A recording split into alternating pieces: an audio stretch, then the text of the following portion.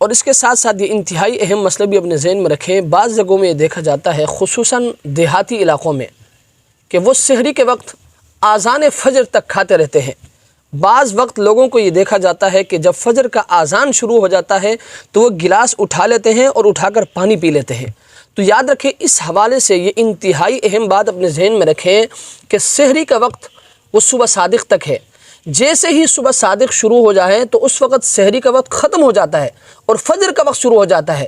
تو یاد رکھیں، اگر فجر کا وقت داخل ہو چکا ہو تو اس وقت کھانا پینا جائز نہیں ہے، اگرچہ آذان نہیں ہوئی ہو۔ لیکن اگر فجر کا وقت داخل نہیں ہوا ہو اور کسی نے غلطی سے آذان دے دی تو اس وقت کھانا پینا جائز ہے، اگرچہ آذان ہو چکی ہو۔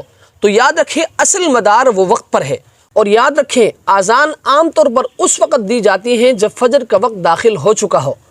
تو اگر کوئی شخص آذان فجر تک کھا لیتا ہے یا فجر کا وقت داخل ہو چکا ہے اور آذانیں شروع ہو چکی ہے اور اس وقت کوئی شخص کھاتا ہے یا پیتا ہے تو یاد رکھیں اس شخص کا روزہ نہیں ہوگا، اس روزے کی قضا لازم ہے۔ اس لیے اس بات کا بہت زیادہ خیال رکھا جائے، خاص کر وہ حضرات جو دیہاتی علاقوں میں رہتے ہیں۔